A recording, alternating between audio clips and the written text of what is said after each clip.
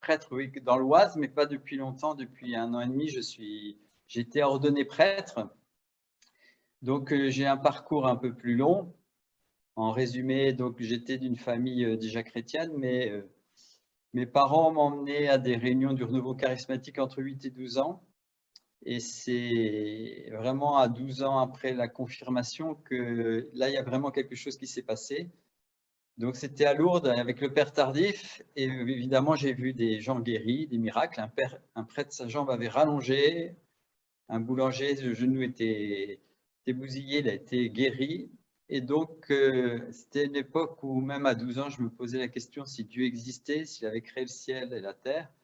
Puis tout à coup, je me retrouvais dans une assemblée. Après, je voyais le Père Tardif qui annonçait les guérisons. Je vois les gens guéris qui témoignaient.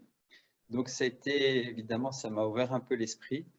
Et puis, un peu après, mon frère et ma sœur ont prié pour moi. Et là, j'ai fait l'expérience de la présence de Dieu, donc l'Esprit Saint. Dès les premiers mots de ma sœur qui ne savait pas ce qui était dans mon cœur, en fait, j'ai été percuté. Donc, j'ai vraiment senti l'amour de Dieu et je voyais une grande lumière. Bon, j'ai pleuré, j'aime pas pleurer. Voilà. Et puis ensuite, le Seigneur m'a appelé à être prêtre et dans une communauté dans laquelle je suis resté 25 ans, communauté des béatitudes. Et puis, je suis ressorti, il y avait quelques soucis. J'ai passé un diplôme d'informatique. J'ai travaillé comme analyste programmeur. Et puis, le Seigneur est venu me reparler pour le sacerdoce. Et donc, je suis entré au séminaire pour le diocèse de l'Oise. Et donc, j'ai été ordonné en 2020. Donc, je suis le seul prêtre Covid de l'Oise, c'est-à-dire ordonné pendant le Covid à Senlis. Voilà, donc entre le moment où le Seigneur est venu me chercher et le moment où j'ai été ordonné, il y a eu 40 ans.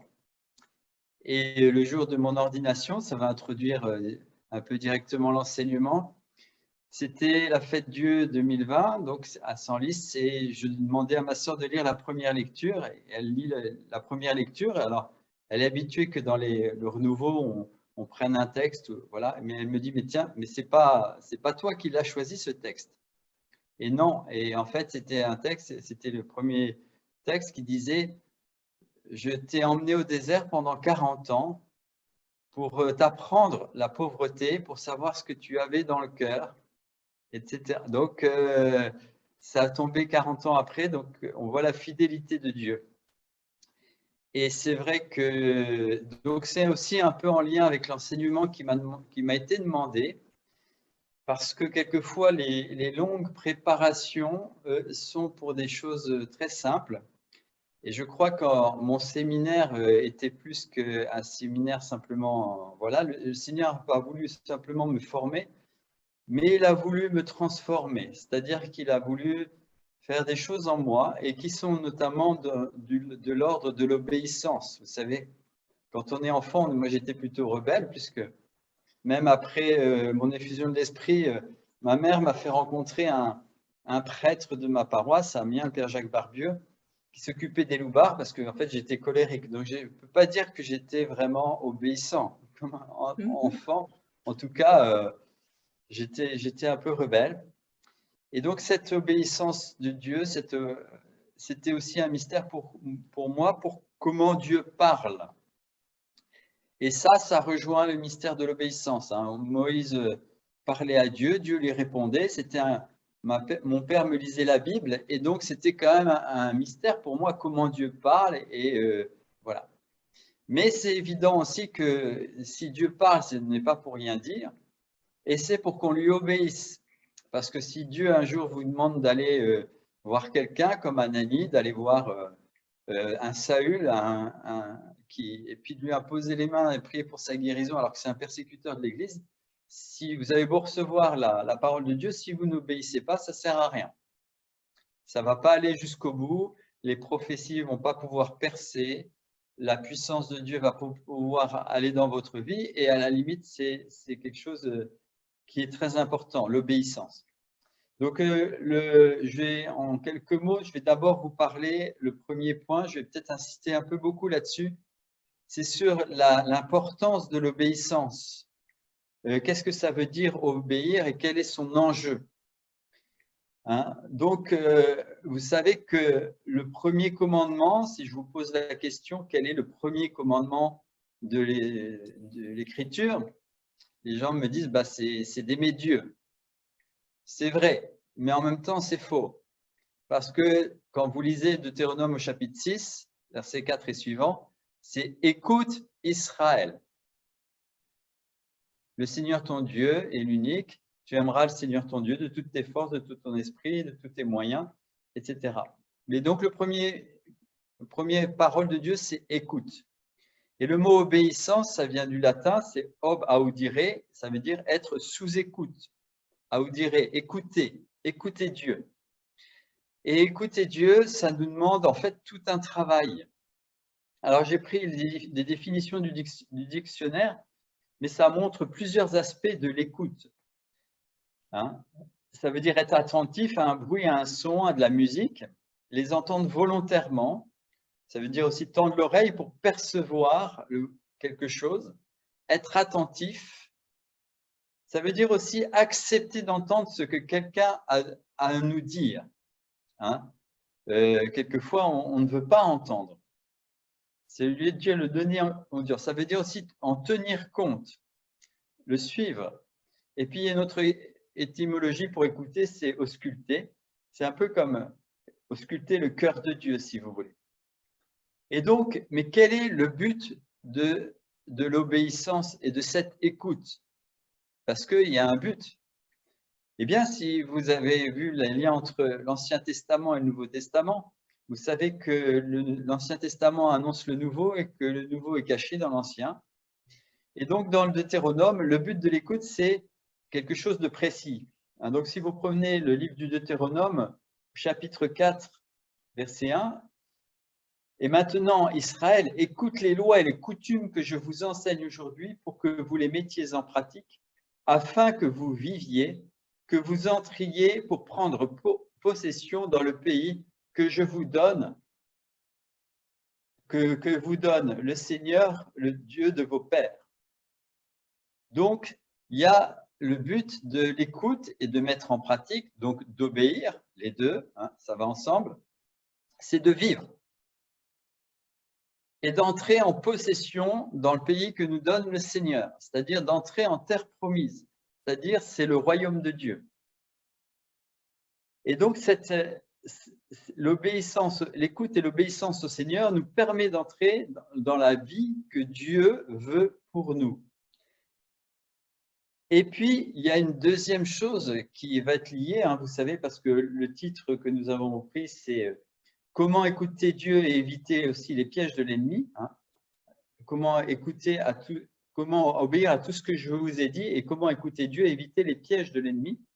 Et si vous lisez Deutéronome au chapitre 20, verset 3, il leur dit « Écoute Israël, vous qui êtes aujourd'hui sur le point d'engager le combat contre vos ennemis, que votre cœur ne faiblisse pas, n'ayez ni crainte ni angoisse et ne tremblez pas devant eux, car le Seigneur votre Dieu marche avec vous pour combattre pour vous contre vos ennemis et vous sauver. » Et donc l'enjeu de l'obéissance, hein, ça va être d'y aller, parce que la victoire définitive sur l'ennemi de nos âmes, hein, aussi après Satan le diviseur, vient de cette obéissance. Et si vous lisez en fait bien l'Ancien Testament, la sortie d'Égypte et l'entrée en terre promise, eh bien le peuple étant resté 40 ans dans le désert, il n'y en a que 2 qui sont sortis d'Égypte qui vont entrer dans la terre promise. Et ces 2-là, c'est Caleb et Josué, et ce sont les seuls qui ont obéi. Et ils ont obéi dans des conditions qui étaient difficiles parce que quand ils sont arrivés, ils sont allés visiter donc la terre d'Israël où il y avait des géants, où ils disent qu'ils ressemblaient à des sauterelles par rapport à ces géants, etc. Et donc le peuple a eu peur et ils n'ont pas pu rentrer en terre promise. Et seulement Caleb et Josué sont entrés en terre promise. Et Caleb est même pas d'Israël. Et Josué, comme vous le savez, Josué, Yeshua, c'est le même nom que Jésus.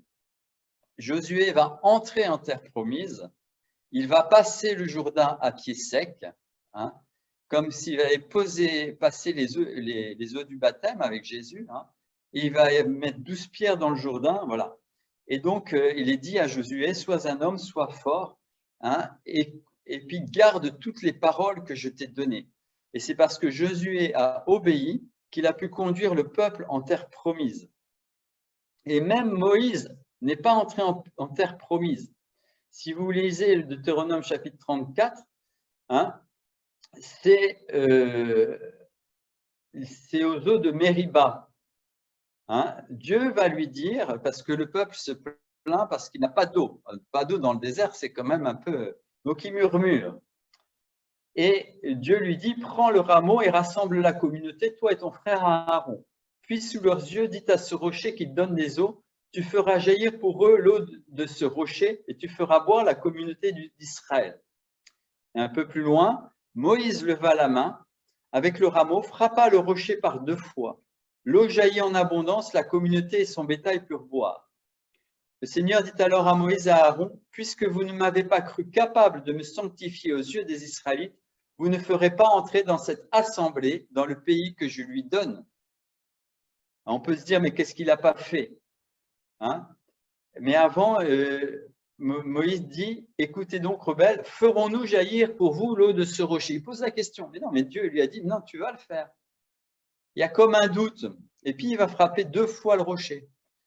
Et du coup, à cause de ça, vous voyez, une toute petite désobéissance, eh bien, il ne va pas entrer dans la terre promise. C'est fou. Et cette obéissance à l'Esprit Saint, c'est donc une obéissance qui est exigeante. Donc, je crois que si le Seigneur m'a pris entre le moment où il m'a appelé et le moment où il m'a permis que je sois ordonné de prêtre, il y a eu 40 ans, c'est pour apprendre cette obéissance. C'est une véritable obéissance qui passe par des petites choses, qui passe par une réelle dépendance au Saint-Esprit. Et cette obéissance, vous savez, quelquefois, on aurait envie, comme dans l'Ancien Testament, d'offrir des sacrifices au Seigneur, de négocier avec le Seigneur quelque part. Et puis, eh bien, en fait, cette obéissance vaut mieux que le sacrifice.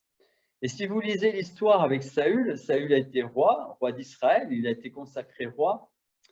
Et donc, à un moment, le prophète Samuel lui dit, voilà, va maintenant, frappe Amalek, voue-le anathème avec tout ce qu'il possède, sois sans pitié pour lui, tue hommes et femmes, enfants et nourrissons, bœufs et brebis, chameaux et ânes. Donc, Amalek, si vous regardez dans le désert, ça représente le mal, hein, les esprits mauvais. Et donc, il a pour mission, vous voyez, avec les esprits mauvais, cette obéissance, c'est de n'avoir absolument aucun compromis avec le mal, même petit. Hein, vous savez, je dis quelquefois en homélie, hein, il y en a qui disent la gourmandise, c'est mon péché mignon. Ben non, il n'y a pas de péché mignon, c'est pas mignon du tout. Parce que l'enjeu de l'obéissance est réel et l'enjeu de l'obéissance face aux esprits mauvais est réel. Et donc, le prophète Samuel va être absolument très sévère. Hein. Il dit, laisse-moi t'annoncer ce que le Seigneur m'a révélé cette nuit. Il lui dit, parle.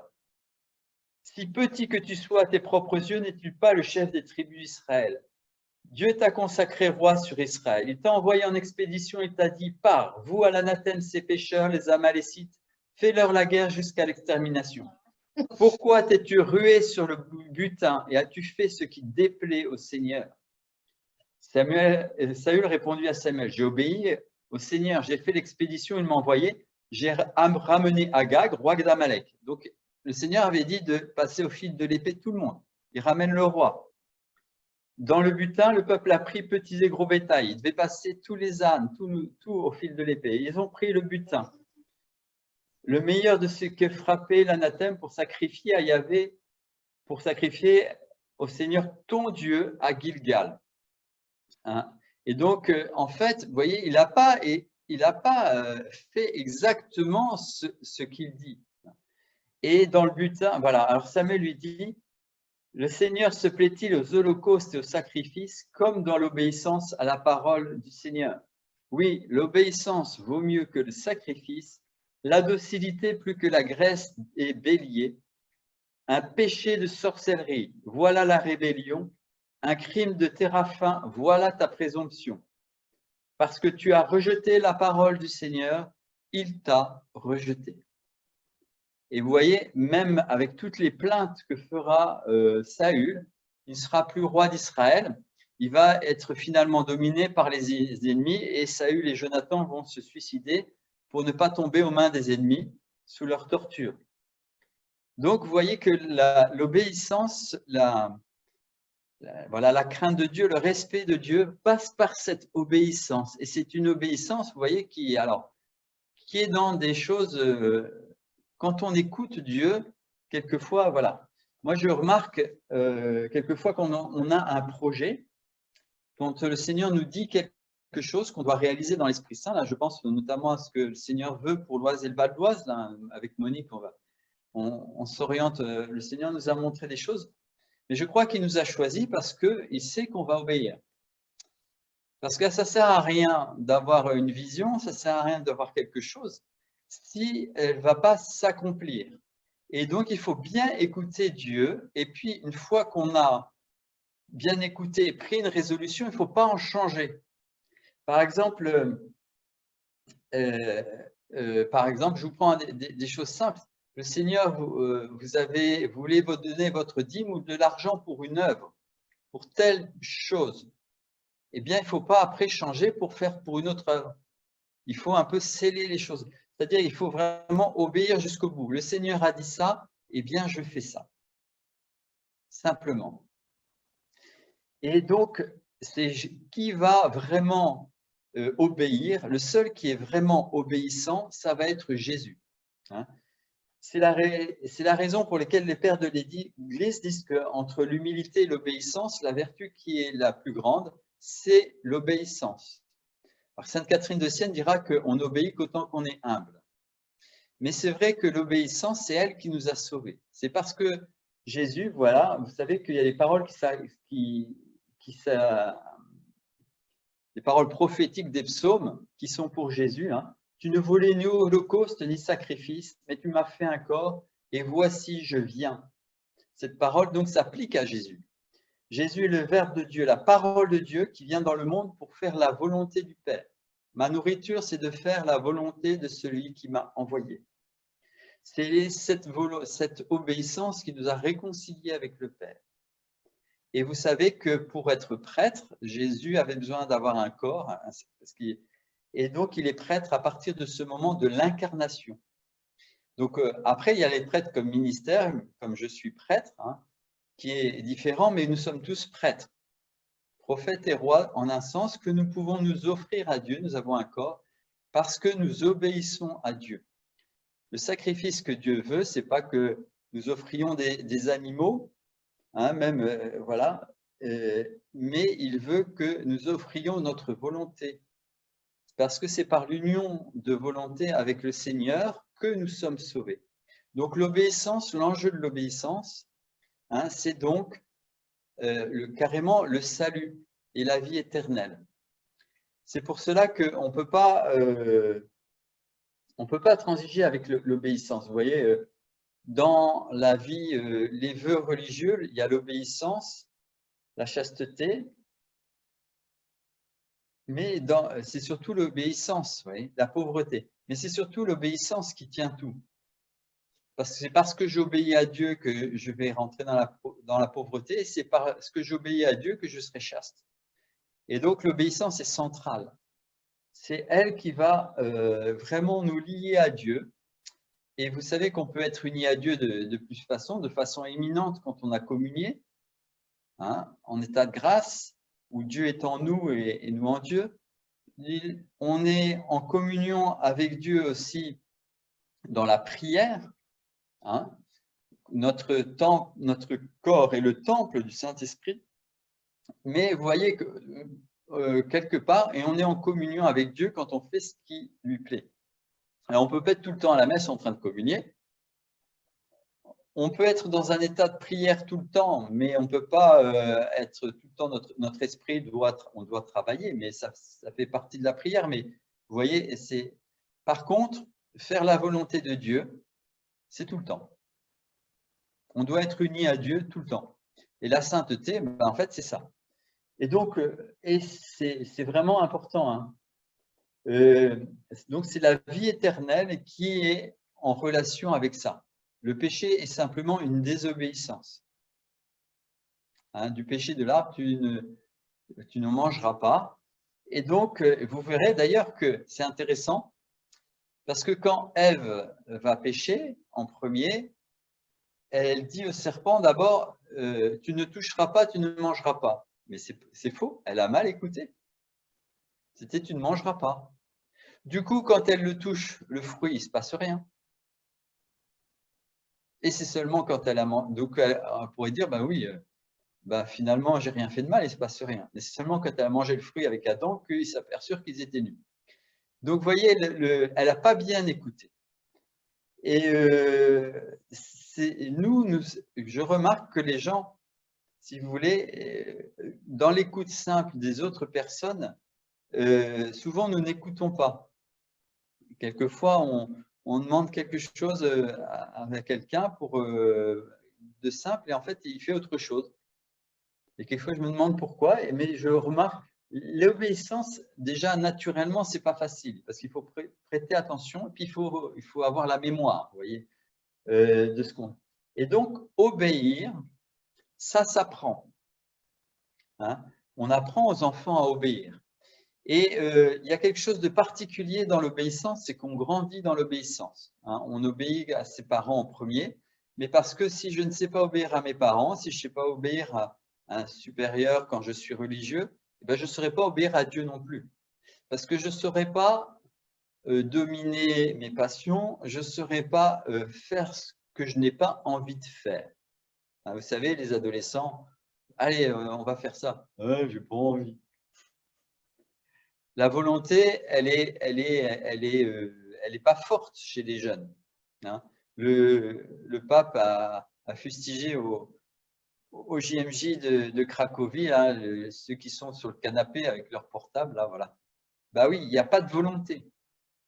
Et donc, apprendre ça s'apprend à obéir. Hein. Vous savez que dans la vie dans l'Esprit Saint, donc il y a d'une façon plus générale, il y a les missions visibles et invisibles de l'Esprit Saint. Donc, dans les missions visibles, il y a les sacrements et les charismes. Les charismes, ce sont des missions visibles. Hein. Le chant en langue, ça s'entend. La prophétie, ça s'entend. Le miracle, ça se voit. La guérison, ça se constate. Les sacrements, il y a de l'eau, il y a de l'huile sainte, le Saint-Crème, voilà. Puis, il y a les dons invisibles. Donc, il y a les 7 dons, sagesse, intelligence, science, conseil, force, piété filiale et crainte de Dieu. Et puis, il y a 9 charismes que vous connaissez par cœur dans 1 Corinthiens 12, plus un 13e dans Romains 12, le service, plus d'autres. Et donc, mais il y a aussi, dans les dons invisibles, il y a les vertus. Alors, vertu légale, foi, espérance, charité, et justice, prudence, voilà, tempérance et force pour les vertus cardinales. Mais donc, l'obéissance, il va y avoir besoin à la fois d'une vertu qui est un peu intellectuelle, hein, qui est le conseil, et puis il va y avoir besoin de la force pour l'accomplir. Hein, c'est assez complémentaire, mais ces vertus, c'est ce qui permet de la sainteté. Vous savez que quand on devient saint, on ne regarde pas d'abord si vous avez fait des miracles, on regarde après votre mort si par votre intercession il y a des miracles, mais surtout on va regarder si vous avez des vertus héroïques. Hein, parce que ça, on ne peut pas tricher. Un don spirituel, des fois on peut tricher, il y en a qui, le diable imite certaines guérisons avec les radiesthésistes, avec le yoga ou avec d'autres choses. Enfin, mais sur les vertus spirituelles, sur la sainteté, eh bien on peut pas vraiment tricher. et donc, cette obéissance, ça va permettre d'entrer dans la sainteté. Et la sainteté, cette obéissance à Dieu, vous voyez, quand on veut porter du fruit dans un arbre, c'est la branche qui porte du fruit. Mais si le tronc est trop faible et que la branche porte beaucoup de fruits et qu'elle devient un peu plus grosse que le tronc, à un moment, elle va craquer.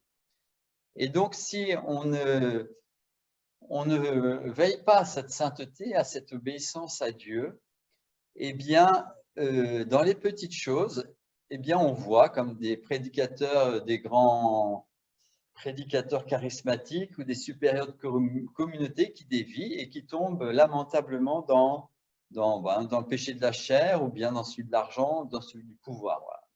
En fait, le diable n'a pas beaucoup d'imagination. Il fait toujours dans les choses. Mais cette écoute, cette obéissance, elle doit être là. Hein. Et donc, dans l'obéissance, il y a plusieurs choses. Hein. Donc, vous avez vu, je vous ai beaucoup parlé de l'importance de l'obéissance parce que c'est capital. Il faut être complètement persuadé, l'obéissance à Dieu, hein, je parle. Et ça peut être à travers l'Église, mais c'est toujours à Dieu, même quand c'est à travers l'Église. Donc, vous voyez qu'il faut une disposition du cœur, une disposition à obéir. Cette disposition, elle n'est pas naturelle. On est rebelle par nature. Hein, on le voit avec le peuple d'Israël, qui est un peu l'image de nous-mêmes. Hein. Combien de fois ils se rebellent, et ils se rebellent notamment, c'est toujours des bonnes raisons. J'ai faim, j'ai soif. Vous voyez, c'est vraiment c'est les soucis de la vie. On est attaqué par les ennemis, voilà. Donc, il faut une disposition à obéir, il faut une écoute de Dieu, mais qui soit intérieure. Hein. On parlait d'ausculter le cœur de Dieu, de bien une écoute intérieure de Dieu et surtout une vertu, un habitus pour obéir. C'est-à-dire que quand j'obéis dans des petites choses, eh bien, ce sera plus facile dans des grandes. Et ça s'apprend, l'obéissance, ça s'apprend depuis l'enfance et ça continue adulte et ça s'intensifie. Voilà.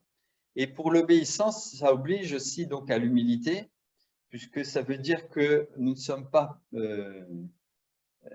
c'est Dieu qui guide notre vie. Hein, donc, et puis, ça veut dire aussi que, voilà, c'est ce qu'on appelle une vertu, c'est un habitus, c'est-à-dire que c'est quelque chose, c'est un pli qu'on prend, un peu comme quelqu'un qui joue au piano, qui fait bien ses gammes et qui petit à petit peut improviser. Eh bien, cet habitus, il grandit et l'obéissance devient de plus en plus facile. Voilà. Alors, donc, comment on fait pour écouter Dieu, pour bien obéir et donc éviter les pièges du démon? Parce que vous vous doutez que si vous écoutez bien Dieu, eh bien, vous allez éviter les pièges du démon. Hein. Jésus dit mes brebis écoutent ma voix, elles n'écouteront pas un étranger, elles me suivent. Donc, pour éviter les pièges du démon, des esprits mauvais, il faut suivre Jésus, il faut obéir, il faut écouter sa voix, être docile au son de sa voix. Alors, il y a une première écoute qui est simple. Vous savez, il y a, je dirais, une écoute un peu globale, hein, avec les sacrements, avec l'Église. Donc, il y a une écoute de la parole de Dieu, le magistère, et puis après, il y a le discernement spirituel. Mais je voudrais d'abord m'attarder sur la parole de Dieu et le catéchisme. Parce que on voit beaucoup de chrétiens qui commencent une vie spirituelle, ils ont même des effusions de l'esprit, ou en tout cas des grâces sensibles du Saint-Esprit, indéniables. Mais à côté de ça, ils ne sont pas formés, c'est-à-dire qu'ils ne connaissent pas la parole de Dieu. Je ne sais pas s'ils connaissent les 10 commandements. Hein. Et donc la parole de Dieu, vous savez, c'est Jésus. Et il y a les Écritures. Mais les Écritures sont un résumé, comme dit Benoît XVI, un condensé de la parole de Dieu. Mais la parole de Dieu, le Verbe de Dieu, c'est Jésus. C'est Dieu. Il est la parole faite chair. Et donc, la parole de Dieu, il faut l'expliciter. Et le catéchisme de l'Église catholique explicite cette parole. Bien, le catéchisme de 92 est très bon. Mais je vois constamment des gens qui, en fait, ne lisent ni la parole, ni son explicitation. Du coup, ils tombent dans les pièges, mais alors les plus grossiers, les plus évidents. Hein. Par exemple, alors, je voudrais, en faisant cet enseignement, donc je réfléchissais, parce que le Seigneur me parlait par rapport à deux pièges qui sont qu'on voit, qui sont très courants actuellement, parce que le peuple périt faute de connaissance. Et donc je le vois notamment, comme prêtre, au moment des enterrements et des mariages. Hein. Mais par exemple, et on en parlait encore cet après-midi, puisqu'on a fait une après-midi avec Aimé, donc un frère qui vient du Bénin, qui a été formé par Jean Pliat. Hein. Les gens, par exemple, vivent des relations sexuelles, des relations conjugales en dehors du mariage chrétien. Et donc, ça, vous savez que ça crée des liens d'âme. Il y a quelque chose en nous, du coup, qui est séparé de Dieu et qui va demander une libération. C'est pas la sexualité est bonne, elle a été créée par Dieu, mais elle se vit dans le mariage, puisque le mariage est une alliance avec Dieu. Vous voyez, il y a des gens, ils ne sont pas mariés devant Dieu, ils sont ensemble, mais finalement, ils sont ensemble dans une alliance qui est sans Dieu. Le mariage entre un homme et une femme, il se fait avec Dieu. Donc, en gros, il se fait à 5. Et donc, les personnes les plus importantes, Dieu, le Père, le Fils, l'Esprit Saint, sont absents de leur relation. Ce n'est pas Dieu qui les unit. Et du coup, il y a tout l'héritage spirituel, parce qu'on est corps, âme, esprit, mais on est tout un. Quand je me déplace avec mon corps, mon âme et mon esprit sont avec moi constamment. Hein, et donc, il y a des liens d'âme qui se font et des choses. Voilà. Alors, et du coup, il y a beaucoup de liens de cet ordre-là.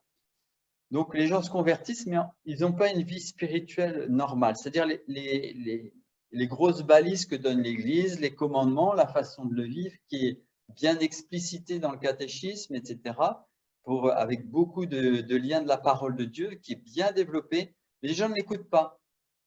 Même, ils ne le lisent pas, alors que c'est vraiment essentiel. Du coup, si vous voulez, pour écouter la parole de Dieu, la première chose, c'est quand même d'avoir une vie chrétienne normale, un bon régime alimentaire. Hein. Donc, eh bien, c'est par exemple d'aller à la messe tous les dimanches, de respecter le jour du Seigneur. Hein. Vous savez que pour les Juifs, c'est toute la journée, donc ça commence la veille au soir. Il y a l'office d'entrée dans le Shabbat, et puis il y a un office de sortie du Shabbat. Et puis, ils disent le Shema Israël 3 fois par jour. Et puis, ils inscrivent la Torah dans des petits rouleaux et la mettent sur les portes, parce que Dieu a dit, tu mettras sur tes portes, tu le mettras sur ton front, donc ils le mettent sur le front. Ils ont été feeling. Vous voyez, c'est très concret l'obéissance à Dieu. Et nous, chrétiens, voilà, on saupoudre un peu, mais on n'obéit pas vraiment. Aimer Dieu de tout son cœur, avoir un jour sur 7 consacré au Seigneur, par exemple, dans lequel on écoute la parole de Dieu, on mange son corps et son sang qui nous donne la vie éternelle. Eh bien, voilà, si on n'est pas entré dans une vie chrétienne normale, eh bien, on n'est pas dans l'obéissance à Dieu. On n'est pas dans l'écoute de Dieu. Après, ça s'affine. Mais il faut quand même, voilà, il faut vraiment voilà, entrer dans cette vie spirituelle normale avec les sacrements, avec le mariage, quand on a une vocation au mariage, et avec tout ça. Et donc là dans l'obéissance à Dieu, il y a une obéissance, voilà ce que dit l'Église. Hein. Et ce que dit l'Église, alors évidemment, le malin essaie de discréditer l'Église, c'est-à-dire il discrédite l'Église. Évidemment, on a vu le problème des abus, parce qu'il y a des prêtres et donc ils disent regardez comment est l'Église, et du coup, il faut pas. Du coup, je me dispense d'écouter l'Église. Pourtant, Jésus a dit aux apôtres, hein, tout ce que vous lierez sur la terre sera lié dans les cieux, et tout ce que vous déliez sur la terre sera délié dans les cieux. Et puis il a dit à Pierre, tu es Pierre et sur cette pierre je bâtirai mon église. C'est-à-dire que l'église qui est bâtie sur Pierre, c'est l'église de Jésus. Ce n'est pas moi qui le dis, c'est Jésus. Tu es Pierre et sur cette pierre je bâtirai mon église, l'église de Jésus. Voyez. Et même quand il y a eu des papes qui étaient très mauvais, à cause des paroles de Jésus qui est fidèle, hein, puisque Paul dit si nous sommes infidèles, lui demeurera fidèle parce qu'il ne peut pas se renier lui-même. à cause des paroles de Jésus, même si j'ai des mauvais pasteurs, je dois être fidèle à l'Église. Vous voyez, ça c'est un principe très important pour ne pas se faire avoir par l'ennemi. Parce que Dieu passe par la grâce du frère et passe par la grâce de l'autorité. L'autorité était donnée pour te conduire à Dieu, dit Saint Pierre. Et donc, il y a même chez les chrétiens, même par rapport à l'autorité civile, on rend à César ce qui est à César, c'est-à-dire qu'on est aussi dans une obéissance à ce niveau-là. Et cette obéissance est essentielle parce que ça marque notre disposition à obéir, vous voyez. Si on n'est pas disposé à obéir, quand vient l'adversité, les géants, on est comme des sauterelles, on ne va pas aller en terre promise, on va avoir peur. Et l'ennemi, il va gagner. Et bon, qu'il y ait des pasteurs qui ne soient pas bons, quand Paul fait ses adieux à l'église d'Éphèse dans les Actes des Apôtres, il pleure et il dit « Je sais que parmi vous, ils vont se lever des loups féroces. » Donc, ce qui se passe maintenant n'est pas étranger à ce qui s'est passé aux Actes des Apôtres. Vous voyez, c'est la même chose. Mais il y a… Donc, quand on a regardé un peu, il y a une paroissienne qui m'a fait tilter. Elle m'a dit finalement, quand on regarde le nombre de prêtres qui ont abusé par rapport au nombre de prêtres qu'il y a dans l'Église, ça fait 1 sur 12. Eh bien, 1 sur 12, c'est Judas sur les 12 apôtres. Vous voyez, et lui-même, Jésus l'a eu. Mais donc, on doit obéir. Et cette obéissance à l'Église, c'est un peu la garantie de notre obéissance à Dieu, parce qu'on est incarné. Dieu sait que ça passe par des hommes, vous voyez. Par exemple, quand on est pardonné dans le sacrement de réconciliation, on se dit, il dit, je me confesse directement à Dieu.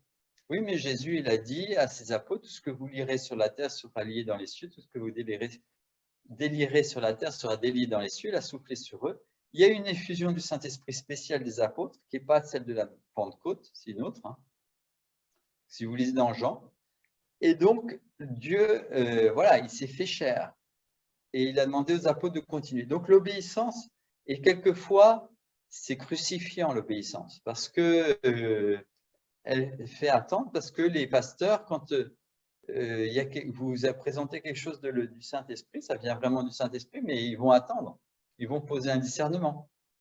Nous, on reçoit, par exemple, charismatiquement sa vocation, et ils vont le discerner par une autre voie, qui est une voie de discernement plus… Voilà. Et les deux, normalement, quand ça vient du Saint-Esprit, les deux, à la fin, se conjuguent. Et puis c'est oui, il n'y a pas de souci. Mais ça montre que, d'ailleurs, ça nous permet de savoir quelle est la volonté de Dieu, vous voyez. Par exemple, là, on parlait avec le père Coelho, il avait le désir, il sentait qu'il devait venir dans le Val d'Oise. Et puis, en fait, il y a une réunion à Cergy-Pontoise le jour de Pâques. Puis, donc, Monique a eu l'idée que le lendemain, il pouvait venir. Et en fait, tout s'est fait et les choses se font, voilà, comme quand elles sont guidées par le Saint-Esprit. Mais il y a quand même donc ce discernement de l'Église. Par exemple, si on n'est pas bien catéchisé, par exemple, si vous avez même un mauvais pasteur, s'il vous demande quelque chose qui est contre l'Évangile ou contre la loi de Dieu, eh bien, il ne peut pas. Donc, si vraiment vous connaissez donc simplement le catéchisme, etc., eh bien, il ne peut pas. C'est pour ça que voilà, donc il faut vraiment connaître la parole de Dieu. Il faut savoir. Alors, après, pour ne pas se faire avoir pour l'ennemi, donc il faut du discernement. Alors, il faut savoir que Dieu, quand il fait des dons spirituels, il ne fait pas des dons inutiles. C'est-à-dire que quelquefois, on demande à Dieu des choses qu'on peut savoir par la lumière naturelle, si vous voulez.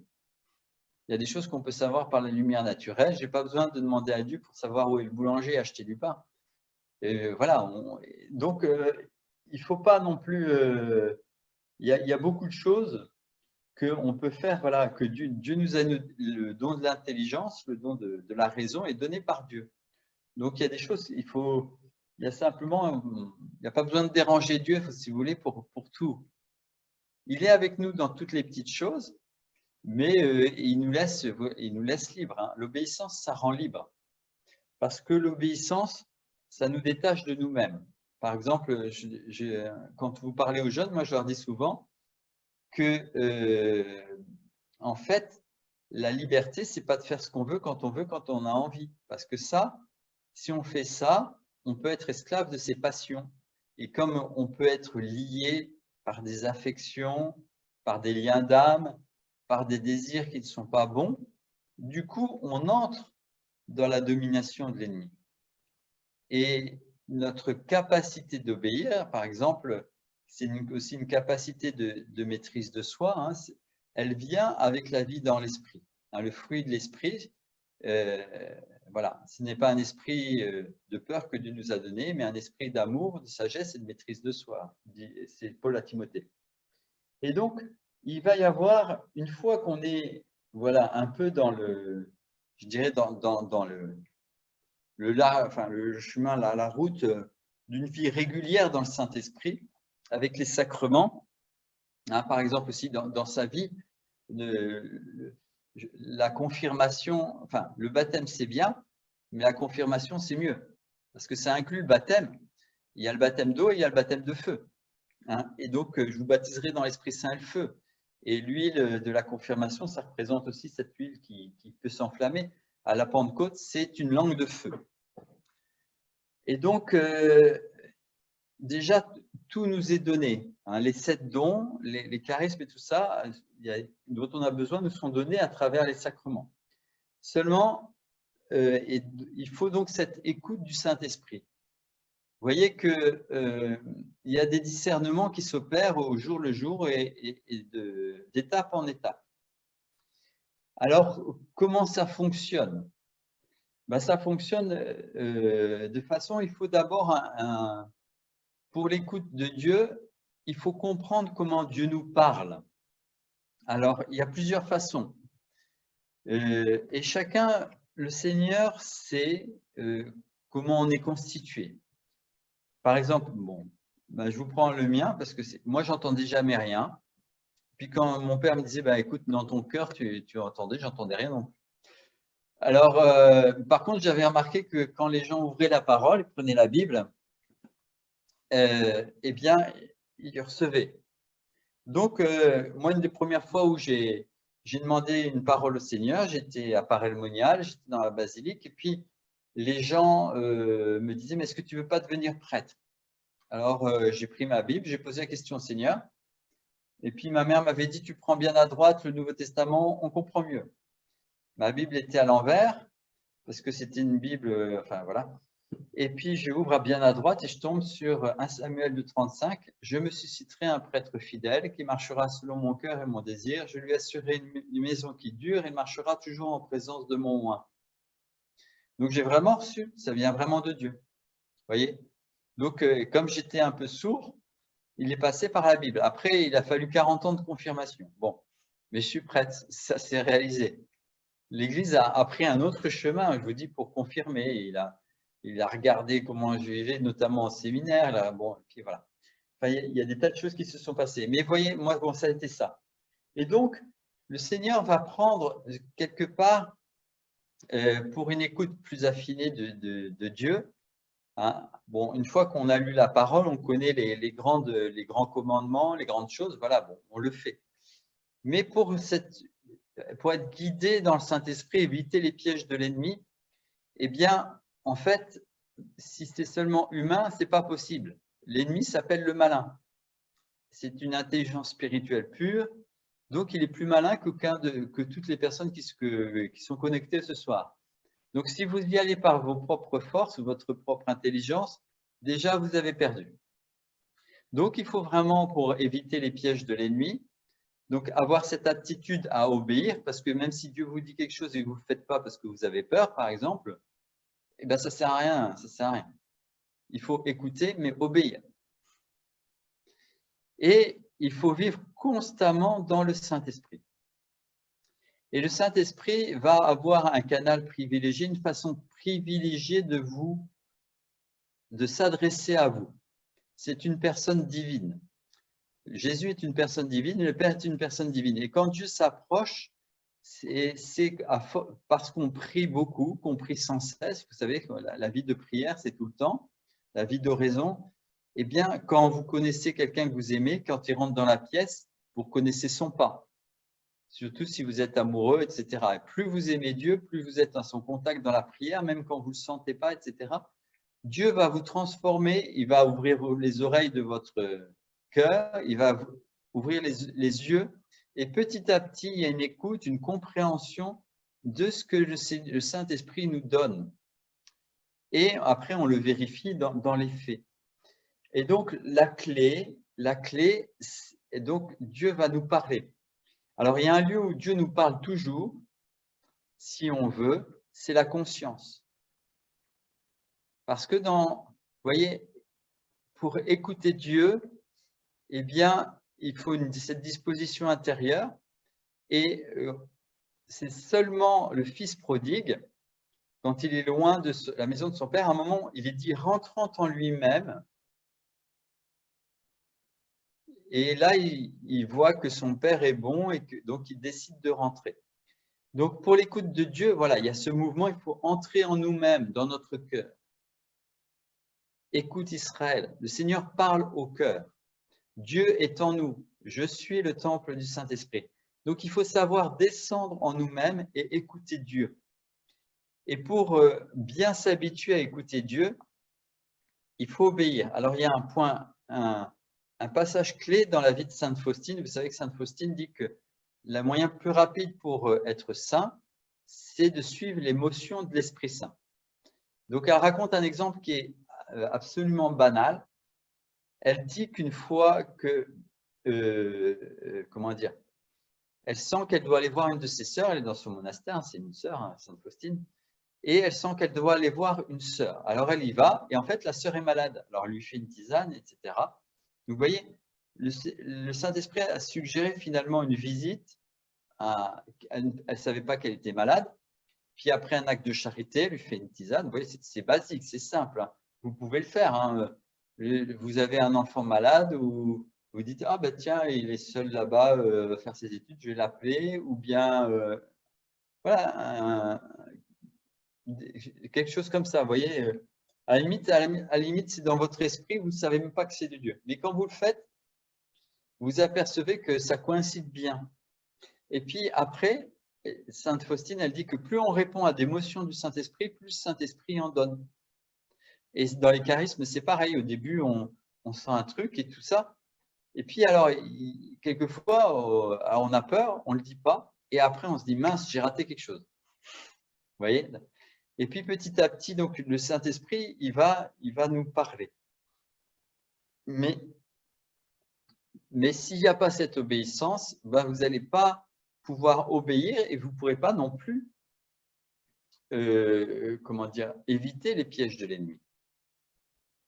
Parce que parfois, l'ennemi, il se transforme en ange de lumière. Donc, voilà.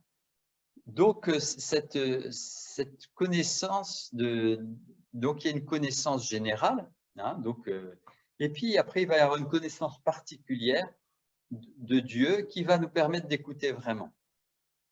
Alors, ce qui est particulier pour le combat spirituel, c'est que Saint Ignace de Loyola, il dit que l'ennemi nous regarde. Alors, il faut savoir plusieurs choses.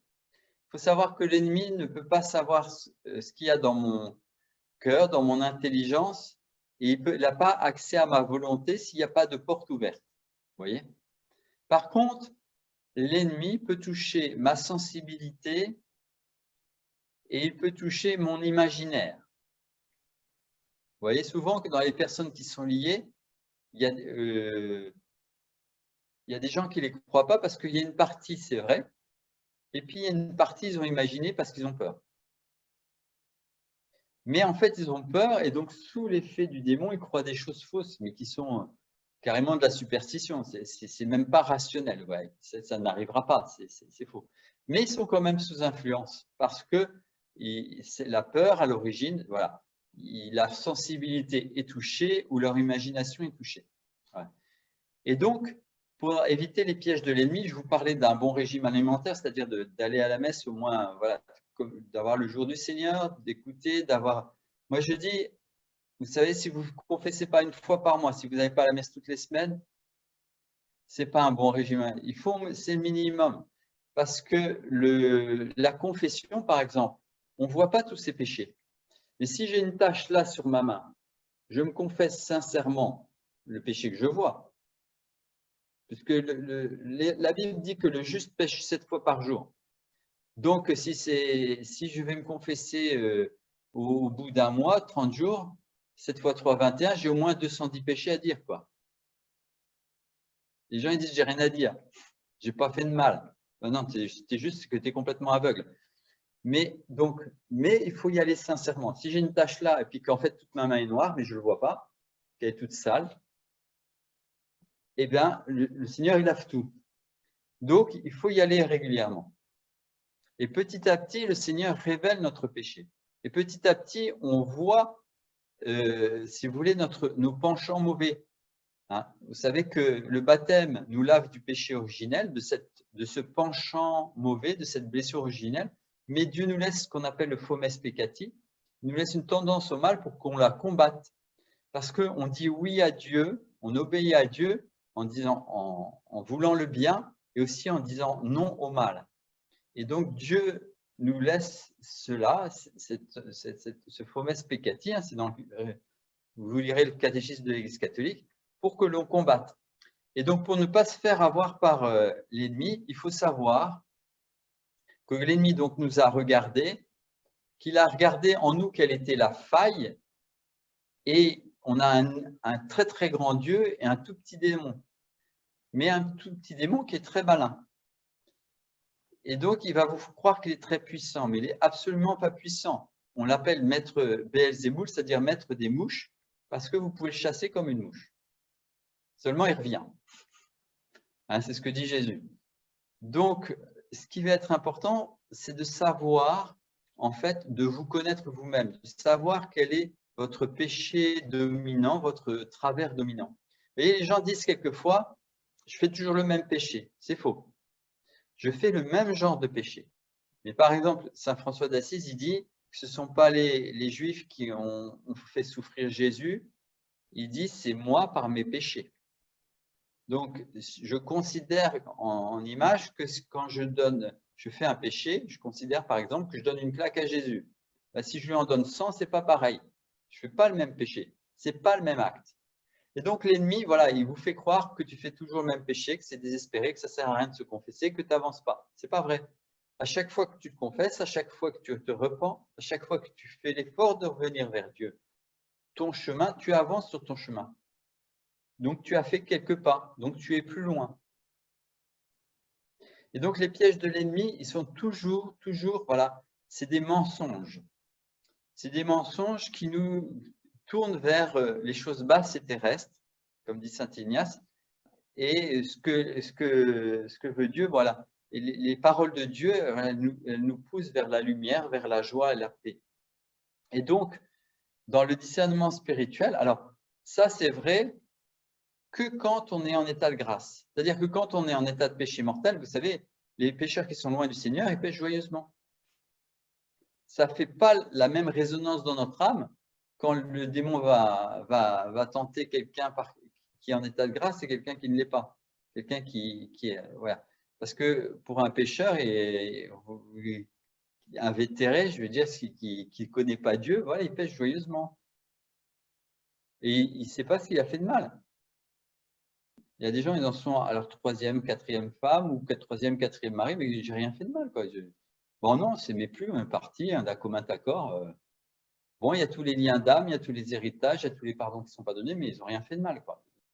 En fait, complètement aveugle. Mais quand on a passé voilà, une certaine conversion, vous voyez, voilà. Après, on voit les péchés. Donc, le diable, là, il ne va plus nous tenter par des choses comme ça aussi grossières, si vous voulez. Donc, il va nous tenter, par exemple, et ça, on les voit dans le burn-out, par exemple, il va nous tenter pour un bien c'est presque un bien qu'on pourrait faire, mais c'est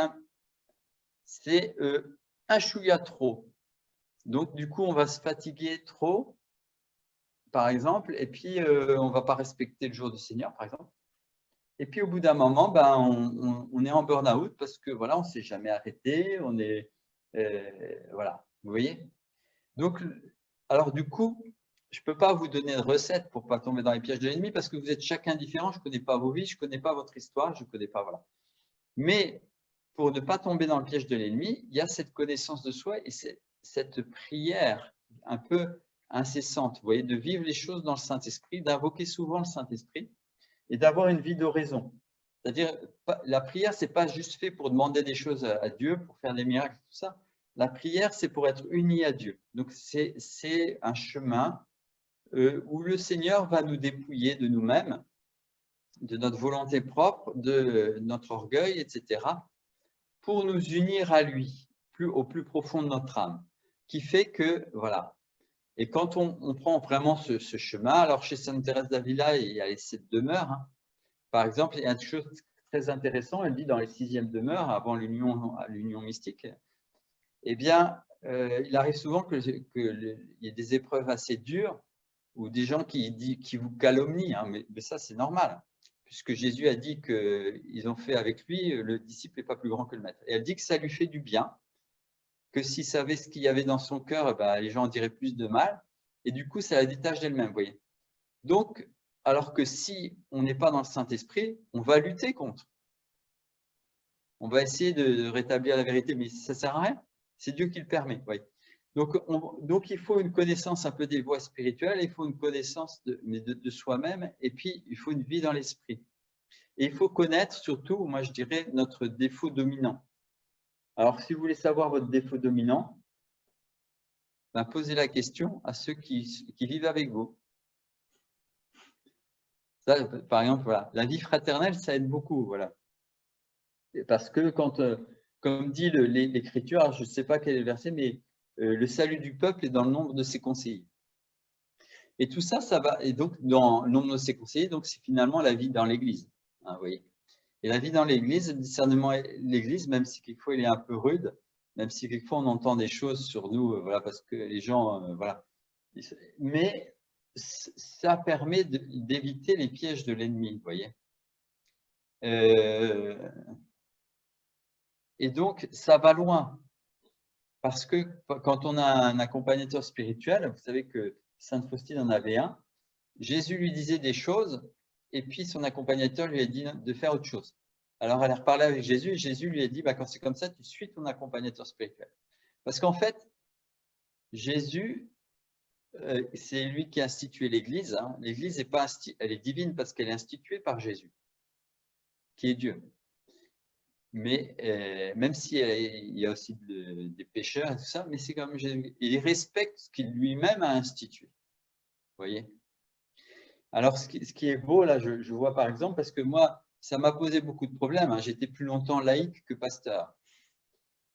Mais j'ai bien vu qu'il y avait des prêtres qui rejetaient le renouveau charismatique, tout ça, parce qu'ils ne connaissaient pas.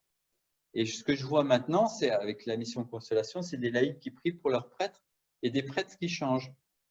Mais justement parce qu'ils sont restés obéissants.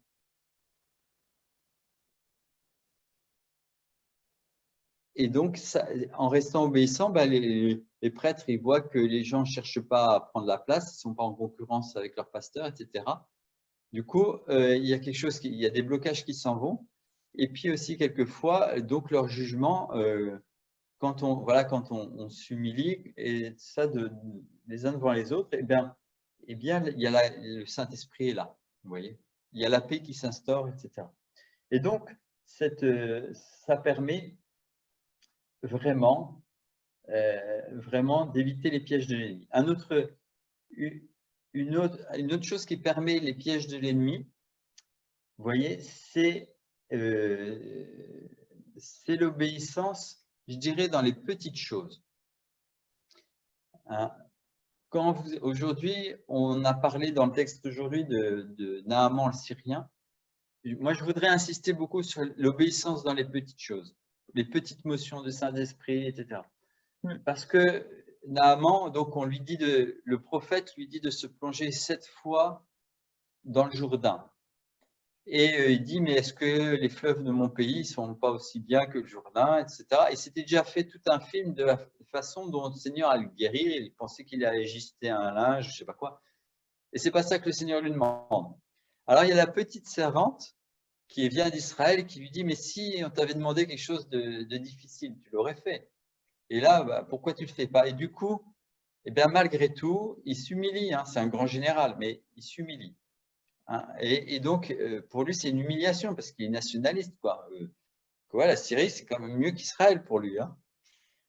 Et donc, il va se plonger 7 fois dans le Jourdain et sa peau redevient comme celle d'un enfant. Un peu comme dans les miracles à Lourdes où il y a des histoires comme ça où quand les gens guérissent. Voilà. Et donc, il a fait une petite chose.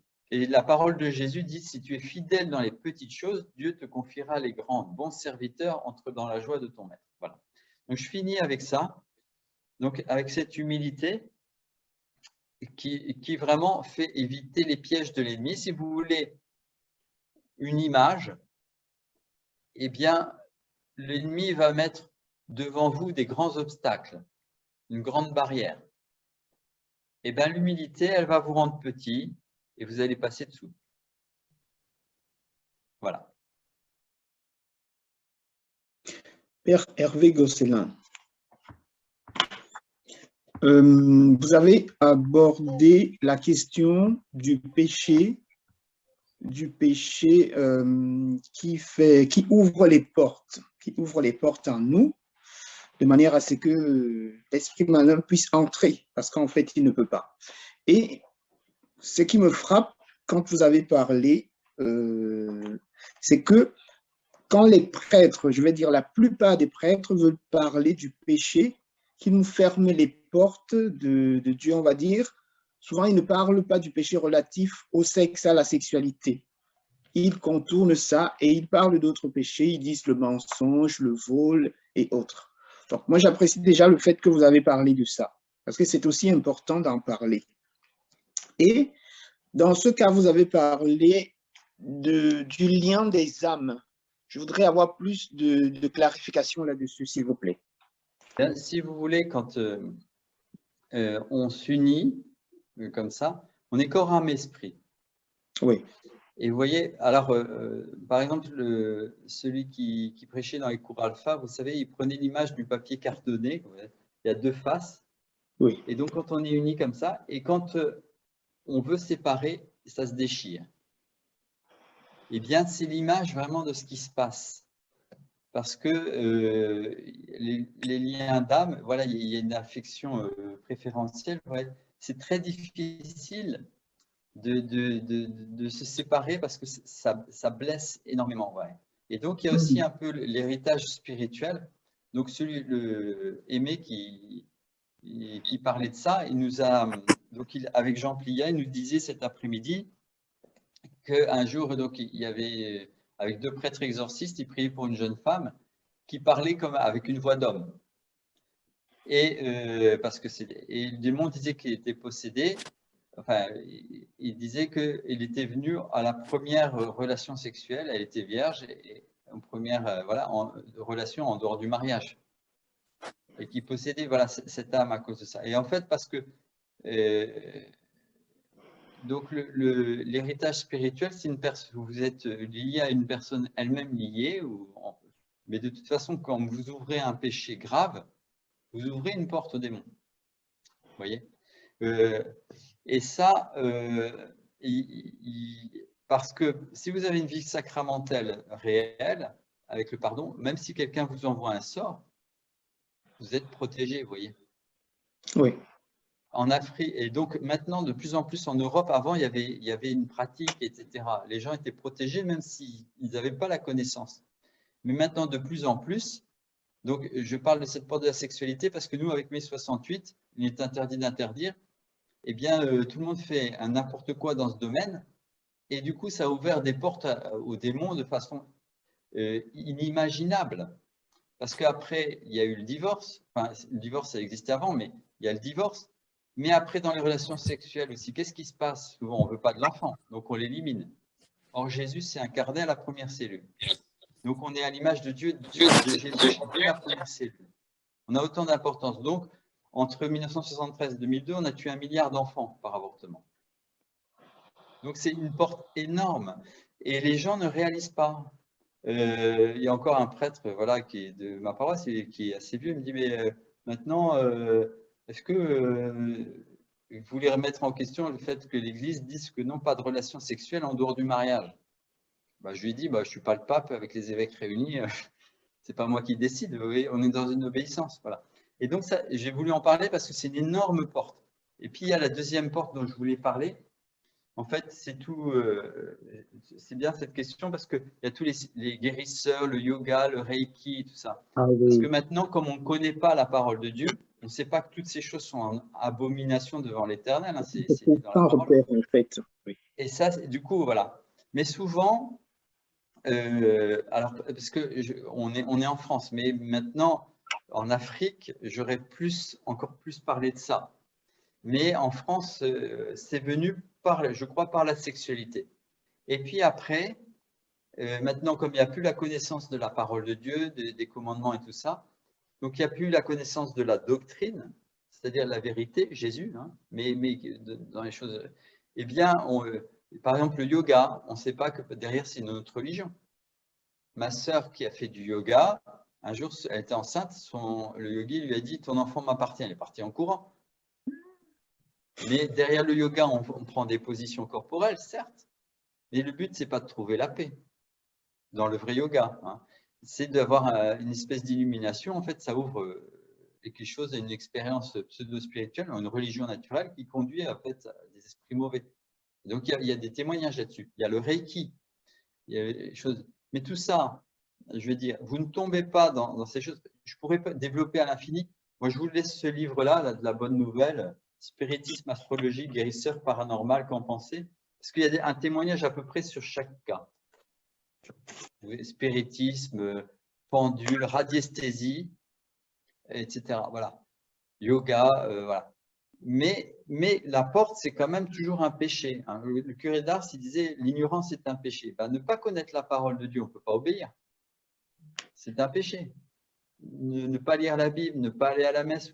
À la messe, on reçoit le corps du Christ, qui mange mon corps et boit mon sang à la vie éternelle, et moi je ressusciterai au dernier jour. On écoute la parole de Dieu, donc c'est une deuxième nourriture, et une troisième nourriture, on fait la volonté de Dieu, parce que c'est le jour du Seigneur. Donc on a les trois nourritures. Et le jour du Seigneur, c'est une journée. Ce n'est pas juste la messe le dimanche, 55 minutes, et après, je dois rentrer vite. Il ne faut pas que le prêche, il prêche lentement, parce que j'ai mon poulet qui est au four. Vous voyez? Alors, en Afrique, ça va. On passe 3 heures à la messe le matin. J'étais à Bangui.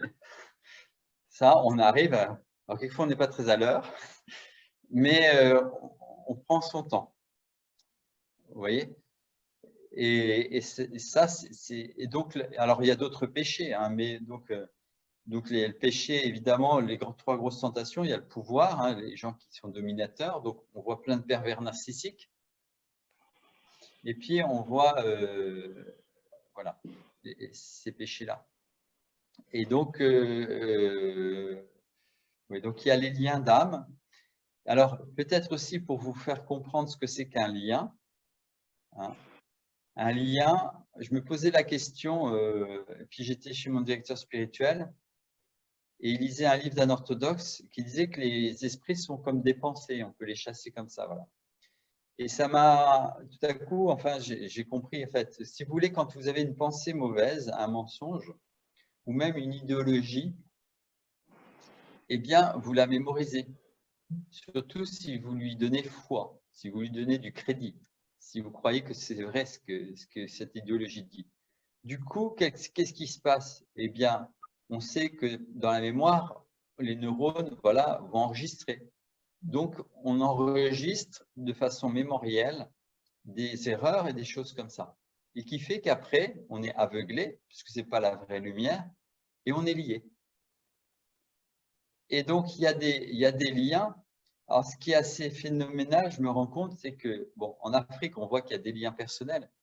Mais ce que je trouve assez phénoménal, c'est qu'en Europe, ce sont des idéologies. Il y a des gens, ils étaient tous marxistes hein, au moment de 68, voilà. C'est des idéologies et le démon a réussi, parce que, faute de connaissance vraiment de la parole, du catéchisme, etc., a réussi à lier des peuples et des continents entiers. Tu vois, on le voit. chaque peuple a des défauts particuliers. Et donc, quand il y a certains racismes et tout ça, les gens mettent en exergue les défauts d'un autre peuple. Mais donc, les Belges, quand ils disent, quand ils parlent des Français, ils disent ben, il faut leur tirer 10 cm au-dessus de la tête pour tuer un Français. Donc, nous, c'est l'orgueil. Après, il y a des peuples, il y a le sexe, il y a des peuples, il y a le vol. Vous voyez, il y a mais non seulement il y a des liens personnels, mais il y a des liens, il y a des principautés de domination, comme dit saint Paul. C'est beaucoup plus le combat spirituel. Ceci dit, pour ne pas tomber dans les pièges de l'ennemi, ce que j'ai dit, ça reste vrai. C'est-à-dire écoute de la parole de Dieu, obéissance à l'Église, voilà, prière, prier sans cesse, dit saint Paul, voilà, ça demeure. Sans entrer dans tout ce que peut faire l'ennemi, parce que là, je prends le yoga, ça peut être toute une série, je prends le Reiki, ça peut être toute une série de trucs à dire, je peux prendre chaque religion naturelle en Afrique, ou je peux prendre le vaudou, c'est toute une série, je peux prendre, ouais, je peux pas entrer dans tous les détails. Donc, le meilleur moyen, c'est d'avoir cette intimité avec le Saint-Esprit, cette connaissance de la parole de Dieu, voilà.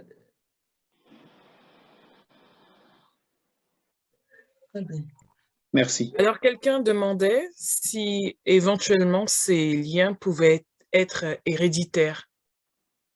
Alors, la parole de Dieu dit, on ne dira plus les parents manger du raisin vert, les enfants ont grincé des dents jusqu'à la 3e et 4e génération. Je pourrais les Alors, pardonner à la ça, c'est la parole de Dieu, mais et pourquoi on peut le dire? Parce qu'on peut couper ces liens. Voilà. Et il y a des choses qui, effectivement, sont héréditaires, parce que dans les façons de penser, dans les choses comme ça, eh bien, on mémorise ce que nous disent nos parents. Et puis, comme on a mémorisé, je pense que ça va dans… Donc, on découvre de plus en plus qu'effectivement, il y a des choses qui sont héréditaires. Alors, il faut savoir qu'à un moment, il y a une note de la Conférence des évêques de France qui a pris position contre les messes pour la généalogie. En même temps, il y a une autre conférence en Afrique, je ne sais plus laquelle, mais on me l'a dit, qui ont pris position pour. Hein, notamment au Bénin, ils font ça. J'ai appris aujourd'hui qu'il y a des messes pour couper les arbres généalogiques. Ils font ça au Bénin. Ça dure 7 heures et enfin, c'est vraiment très, très au sérieux. Donc, à mon avis, c'est l'Afrique qui a raison.